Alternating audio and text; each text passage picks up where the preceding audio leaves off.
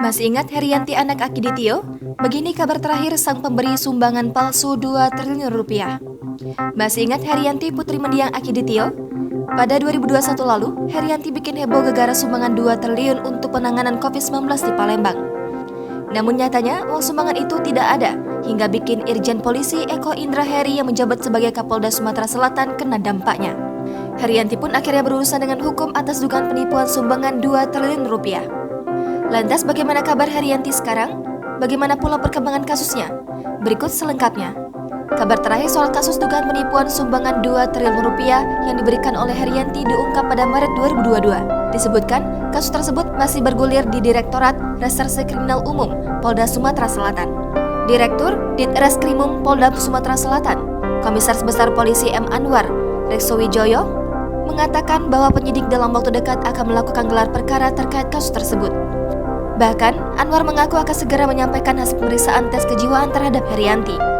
Anwar mengatakan hasil pemeriksaan kejiwaan Herianti menjadi penting untuk menentukan lanjutan kasus tersebut apakah nantinya masuk ke ranah pidana atau bukan. Sebelumnya, Ditreskrimum Polda Sumatera Selatan sempat melakukan pemeriksaan lanjutan terhadap Herianti terkait kasus sumbangannya sampai saat ini tak kunjung cair. Herianti dibawa penyidik untuk menjalani pemeriksaan kejiwaan di Rumah Sakit Jiwa Ernaldi Bahar untuk mengetahui kondisi kesehatannya.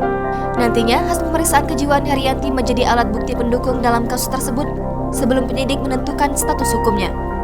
Dalam kasus ini, mantan Kapolda Sumsel, Irjen Polisi Eko Indra Heri sempat diperiksa oleh tim internal Mabes Polri terkait bantuan 2 triliun rupiah itu. Herianti pun sempat dimintai keterangan terkait bantuan itu.